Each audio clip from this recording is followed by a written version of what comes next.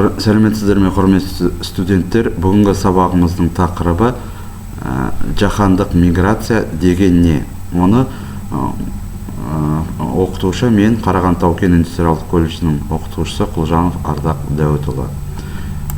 Сабағымыздың мақсаты жаһандық миграция деген не? Жаһандық миграция туралы түсінік алу, миграциялық қозғалыстар, оның ішінде миграцияның түрлері, демография. Осы тақырыптар жөнінде білімімізді дамыту, кеңейту, жетілдіру.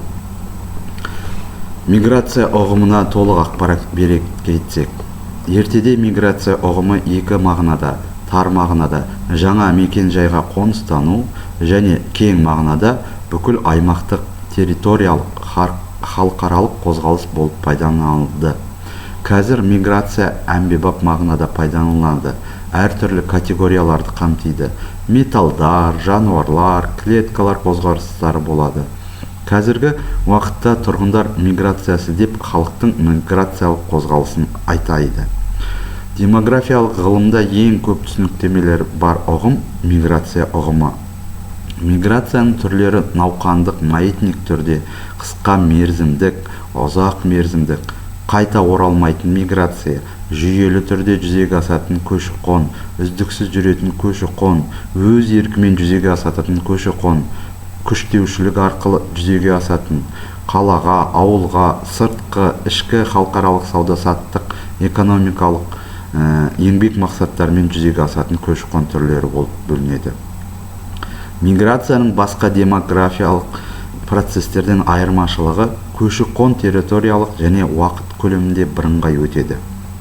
Ұзақтығына, мақсаттарына, жиілігіне қарамай, кез келген территориялық қозғалысты әртүрлі мекен-жай аймақтар арасында жүзеге асатын көші-қон процесін кең мағынада атайды. Миграция географиялық қозғалыс, басқа мемлекетке, аймақтық территорияға демалыс, басқа кез келген мақсатпен 7 күн, одан да көп уақытқа қоныс аудару. Тұрғындар миграциялық қозғалыстар нәтижесінде материалдық жағдайын жөндейді. Сол себептен миграция әлеуметтік, экономикалық жағдаймен сипатталады. Миграцияның қоғамдық маңызы бар экономикалық, демографиялық, жағымды және жағымсыз, ашық және жасырын, ағымды және ұзақ мерзімді себеп салдары болады. Демографиялық процестердің арасында тұрғындардың миграциясы ерекше орын алады. Миграциология деген еңбекте миграция дегеніміз бұл әлеуметтік экономикалық қатынастарға байланысты болатын миграциялық қозғалыстар деп жазылған. Халықаралық мигранттардың негізгі ірі топтарының классификациясына қарап өтсеңіздер. Көшіп келгендер, көшіп кеткендер.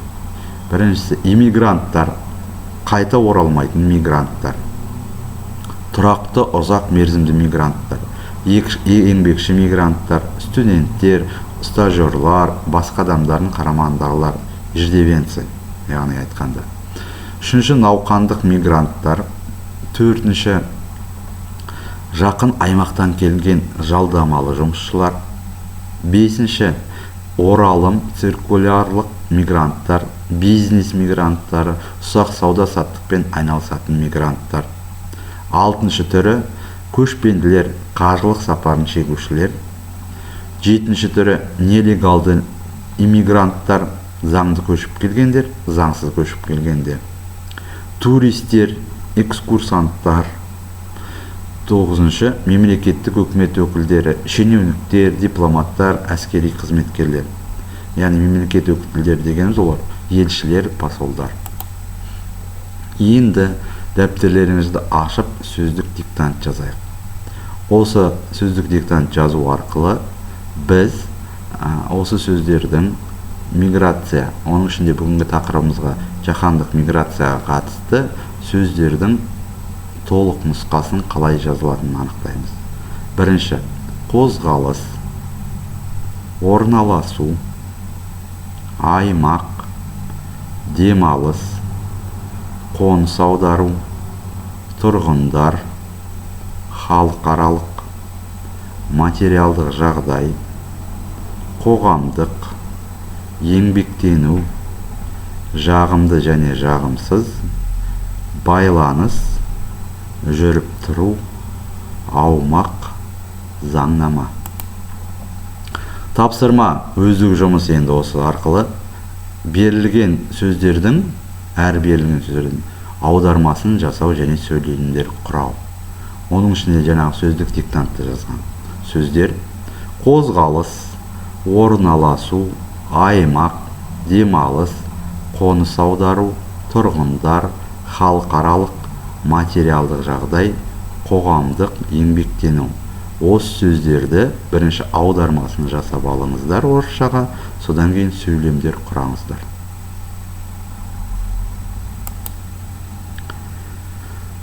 Миграциялық қозғалыстың негізгі түрлерін айта кетейік тағы да. Қайта оралмайтын көші-қон. Халықаралық миграция есебінде тек территориялық мемлекетаралық қозғалыс емес, тұрақты мекен жайын өзгерту, бұған қосымша болып азаматтығын өзгерту жатады. Иммиграция көшіп кету, иммиграция көшіп келу. Науқандық көші-қон дегеніміз онда міндетті түрде қайта оралу деген сөз. Ол бірнеше айға созылады, алайда 1 жылдан аспайды. Маусымдық миграция негізінен еңбек күшіне сұраныс тудыратын белгілі бір маусымдық жұмыстарда көрінеді. Маятник түріндегі көші-қон тұрақты мекен жайынан жақын шекаралық басқа территорияға 1 күн ішінде немесе 1 аптаға жұмысқа барып қайту. 4-ші қозғалыстың негізгі түрі эпизодикалық қозғалыс. Іскерлік, туристік, рекреационалдық жүйелі түрде орын алатын қозғалыстар. 2000 жылы дүние жүзіндегі туризм 474 миллиард ақш доллар пайдасын әкелді, ал туристердің саны 697 миллион адамды құрады. Міне бұл туризмнің әкелген пайдасы туралы қанша адам жасаған. Циркуляция түріндегі қозғалыс жұмыс орнына, оқу қаласына, демалыс орнына бару, дін мәселесі бойынша сапар шегу, тағы басқа мақсаттармен тұрақты мекен жайды ауыстыру. Қысқа мерзімге әртүрлі мақсаттармен жоғарғы білім алу, кезекті демалысын өткізу, әскери қызметті атқару, келісім шарт негізінде науқандық жұмысқа бару сияқтылар жатады. Уақытша мекен жайын ауыстыру болып есептеледі. Ыстық орындық әдісі арқылы сабақты бекітейік. Кәне бірінші сұрақтарды оқып шығайық. Демография сөзі қандай мағына береді? Жазып отырамыз дәптерлерімізге. Қазір сосын дұрыс жауабымен салыстырадымыз. Екінші, мигрант деген кім? Үшінші, миграция деген не? Миграциология деген еңбектен не? Миграция дегеніміз не? Миграциялық қозғалыстың түрлерін атаңыз. Сіздерге сәл уақыт берейін, осы сөздердің, сұрақтардың жауабын тез-тез жазып шығыңыздар.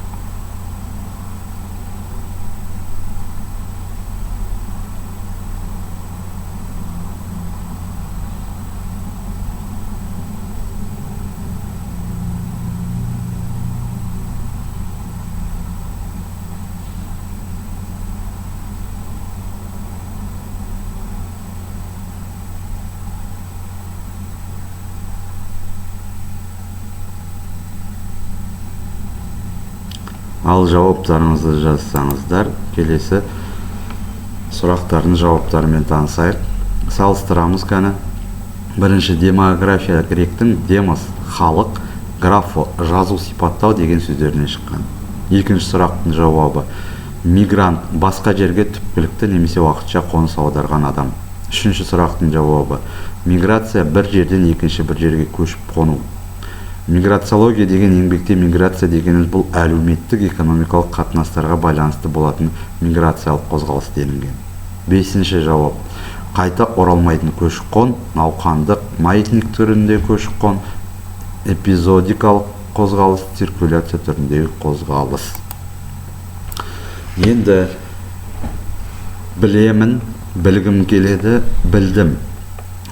Немесе орысша айтқанда знаю, хочу узнать, узнал. Осы стратегия арқылы мына таблицаны, кестені толтырыңыздар. Білемін, бүгін сабақтан бұрын өзім не білдің иммиграция туралы. Сосын екінші, тағы да не білгім келеді. Үшінші, не білдіңіз, соны жазамыз. Осы кестені толтырыңыздар.